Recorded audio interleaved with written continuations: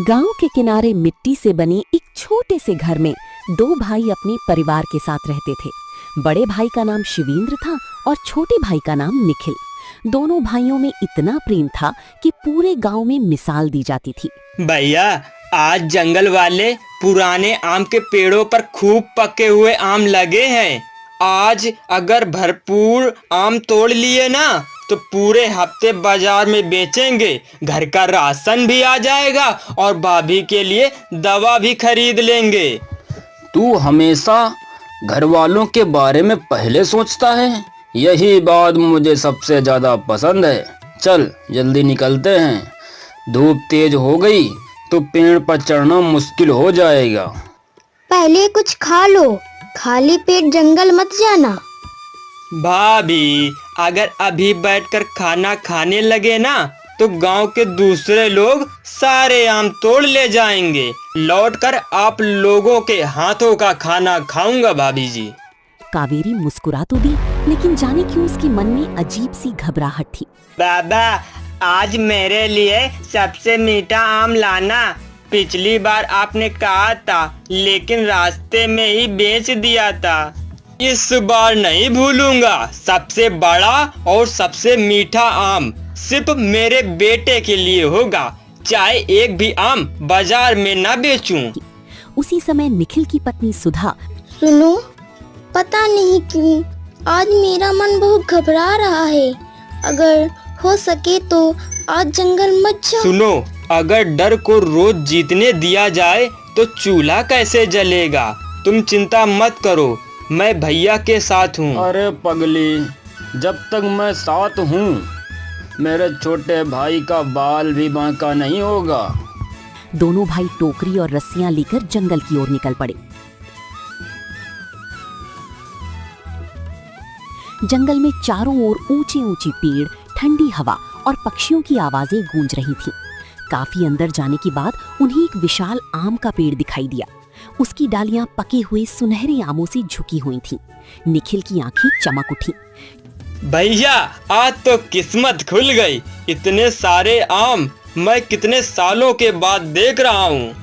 हाँ भाई, बात तो बिल्कुल सही है, लेकिन सावधानी से चढ़ना। जंगल जितना सुंदर दिखता है उतना ही खतरनाक भी होता है। निखिल पेड़ पर चढ़ गया। कुछ ही देर में टोकरियां आमों से भरने लगीं। तभी अचानक पूरा जंगल अजीब सी खामोशी में डूब गया। पक्षियों की आवाजें बंद हो गईं। निखिल, मुझे कुछ ठीक नहीं लग रहा है, जल्दी नीचे उतर आ। निखिल ने अभी जवाब भी नहीं दिया था कि तभी उसका पैर फिसल गया और वो पेड़ के नीचे पत्थर पर गिर पड़ा। मैं तुझे कुछ भी होने नहीं दूंगा। लगता है मेरी मृत्यु का समय हो गया है। नहीं नहीं, मैं तुझे जाने नहीं दूंगा। लेकिन भैया, मुझसे आप एक वादा करो, मेरे बीवी और बच्चों का ध्यान आप रखेंगे। लेकिन अगले ही पल उसकी मृत्यु हो गई। फिर पूरा जंगल फिर से शांत हो गया। शिवेंद्र उसी पेड़ के नीचे बैठा फूट फूट कर रोता रहा। निखिल, मेरे भाई, मुझे माफ कर दे, मैं तुझे बचा नहीं पाया। घंटों तक वो डर के मारे भी बैठा रहा। सूरज ढलने के बाद जब जंगल कुछ शांत हुआ, तब कांपते हुए कदमों से वो गांव की ओर चल पड़ा।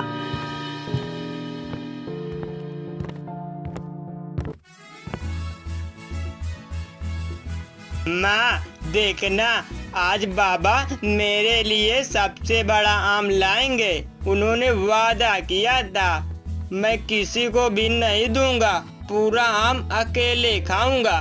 तभी एक आदमी लड़खड़ाते हुए गांव की ओर आ रहा था। जैसे जैसे वो पास आता गया, लोगों के चेहरे बदलते गए। अरे, ये तो शिवेंद्र हैं, लेकिन निखिल कहाँ हैं? भैया, ये क्या हालत बना रखी है आपने? और निखिल कहाँ है? वो आपके पीछे आ रहे हैं ना? कुछ बोलिए भैया, चुप क्यों हैं? मेरा पति कहाँ है? बड़े बाबा, मेरे बाबा कहाँ हैं? क्या वो मेरे लिए आम तोड़ रहे हैं? इतना सुनते ही शिवेंद्र खुद को रोक नहीं पाया। वो जमीन पर घुटनों के बल बैठ गया। दोनों हाथों से अपना चेहरा ढककर फूट फूट कर रो पड़ा। सुधा, मुझे माफ कर दो, मैं उसे नहीं बचा पाया। वो पेड़ पे चढ़कर आम तोड़ रहा था और अचानक उसका पैर फिसल गया और पेड़ के नीचे पत्थर पर गिर गया। मैंने उसे बचाने की बहुत कोशिश की, लेकिन मैं उसे नहीं बचा पाया। मुझे माफ कर दो सुधा, मुझे माफ कर दो।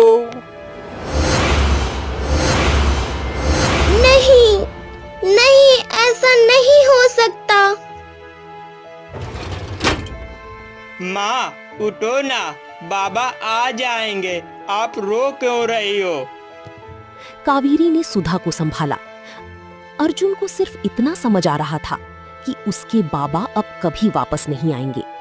दिन बीतने लगे और एक रात जब सब सोने की तैयारी कर रहे थे, तभी कावेरी की नजर अपनी देवरानी और उसकी बेटे पर पड़ी। मैं जानती हूँ कि ये बात कहने का सही समय नहीं है, लेकिन अगर आज नहीं कहूँगी तो शायद कभी नहीं कह पाऊंगी। सीधे सीधे कहो, क्या बात है? कावेरी, बातों को घुमाओ मत। अब हमें अलग हो जाना चाहिए। क्या कहा तुमने? ऐसे कैसे सकती हो तुम? हमारे अलावा है भी कौन उनका? हम दोनों का ही तो सहारा है उन्हें। क्योंकि अब मैं उन दोनों का बोझ और नहीं उठा सकती। ये सब बेकार में सोच रहे हैं आप।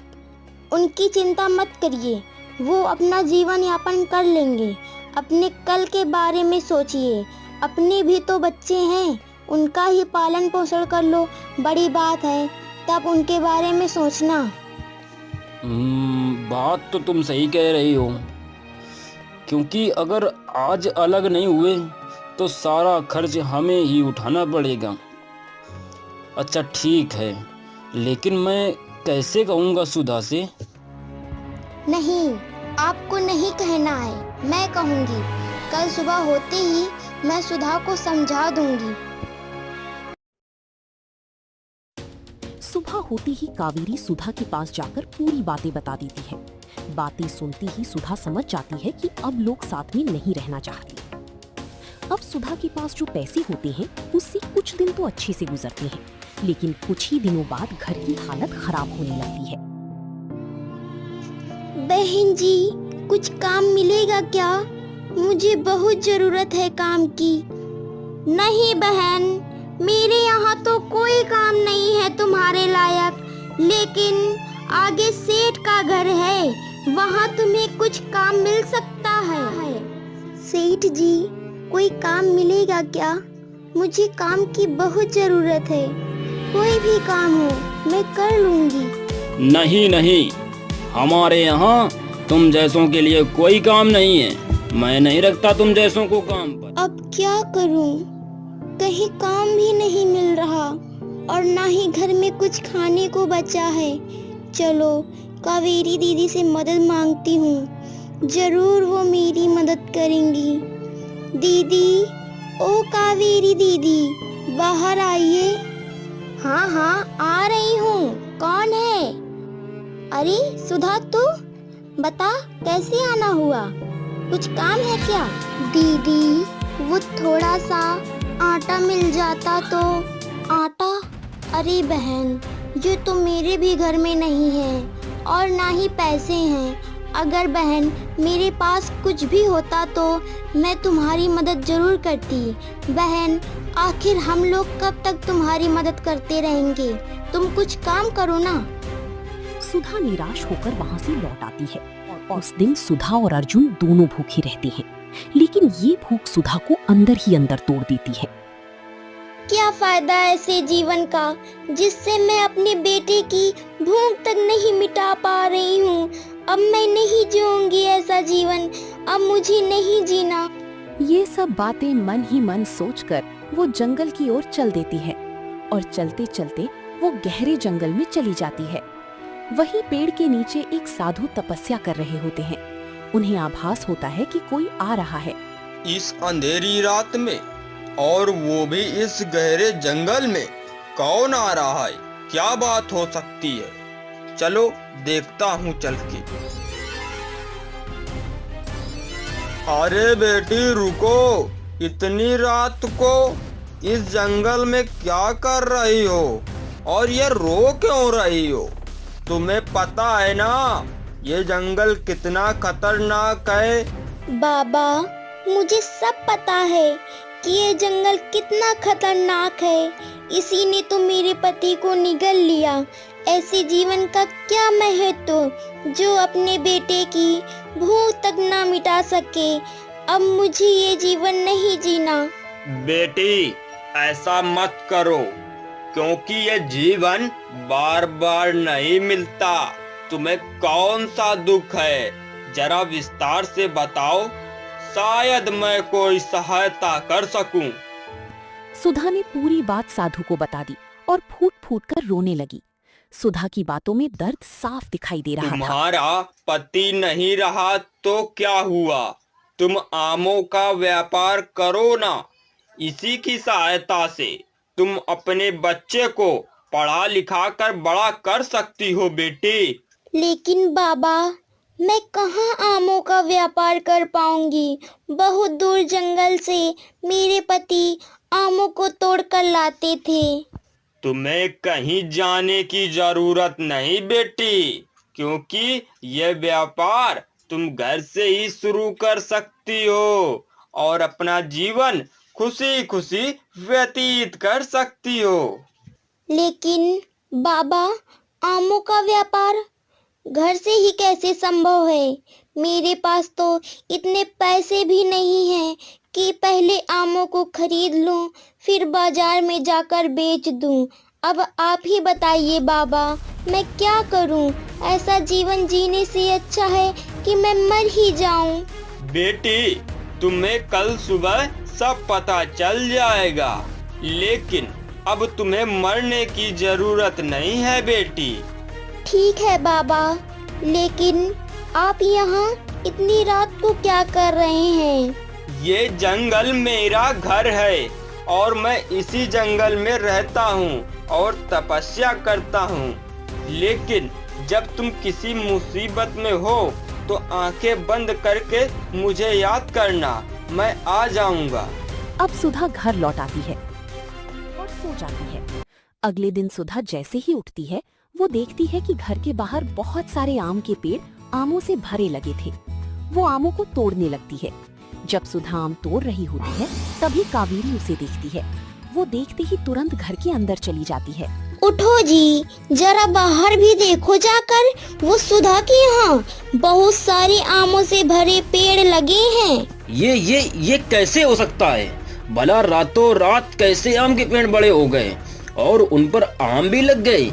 ये तो नामुमकिन है। अरे चाहे जो हो, हमसे क्या मतलब? हमें तो मतलब है उन ढेर सारे आमों से। किसी भी तरह हमें उन आमों को चुराना होगा। ये तुम बिल्कुल सही कह रही हो कावेरी। अगर इतने सारे आम हाथ लग गए ना, तो हमें अमीर होने से कोई नहीं रोक सकता है। आम हाथ लगे तभी तो होंगे अमीर। अगर हाथ न लगे तो क्या करेंगे? तुम चिंता क्यों करती हो भाग्यवान? आज ही रात को सारे के सारे आमों को चुरा लेंगे और फिर देखते हैं हमें अमीर होने से कौन रोकता है। कावेरी और शिवेंद्र को जिस रात का इंतजार था, वो रात आ चुकी थी और दोनों रात के अंधेरे में आमों को तोड़ने पहुंच गए। कावेरी, तुम यहीं रुको, मैं ऊपर से आमों को तोड़कर नीचे डालूंगा और तुम इन्हें उठाकर ठीक से रखना। शिवेंद्र ने धीरे धीरे करके सारे आमों को तोड़ लिया और आमों को लेकर घर चले गए। जब सुधा सुबह उठी तो वो पेड़ों को देखकर दंग रह गई। रोती रोती सुधा ने साधु को याद किया और साधु आ गए। क्या हुआ बेटी, तुम रो क्यों रही हो? बाबा, आखिर मेरे साथ ही ऐसा क्यों होता है? मेरे आम के पेड़ों से कोई आम को चुरा कर ले गया। बाबा, अब आप ही बताओ, मैं क्या करूं?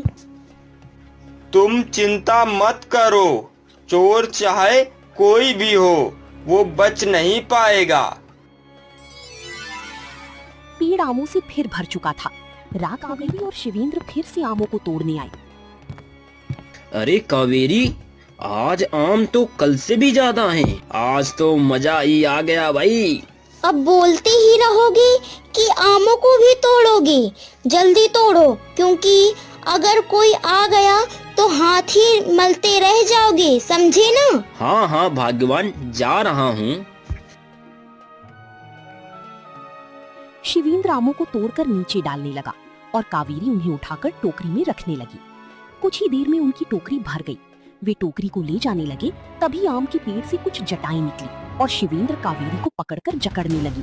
सुनिए जी, ये क्या हो रहा है? ये जटाएं हमें क्यों पकड़ रही हैं? कोई शक्ति तो नहीं है यहाँ पर जो हमें मारने आई हो?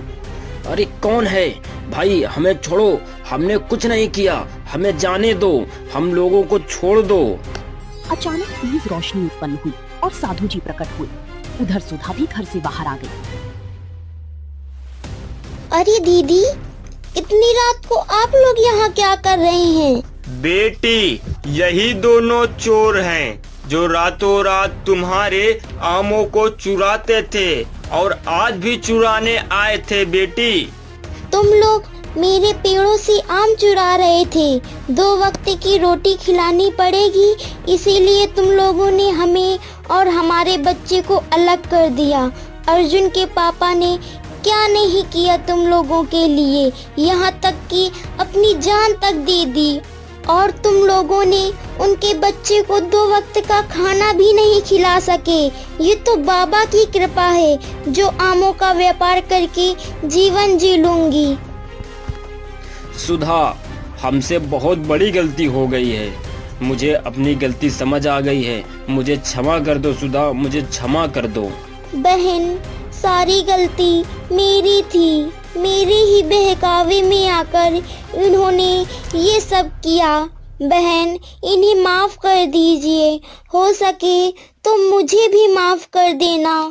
सुधा कावेरी और शिवेंद्र को माफ कर देती है और अब दोनों परिवार एक साथ खुशी खुशी रहने लगते हैं।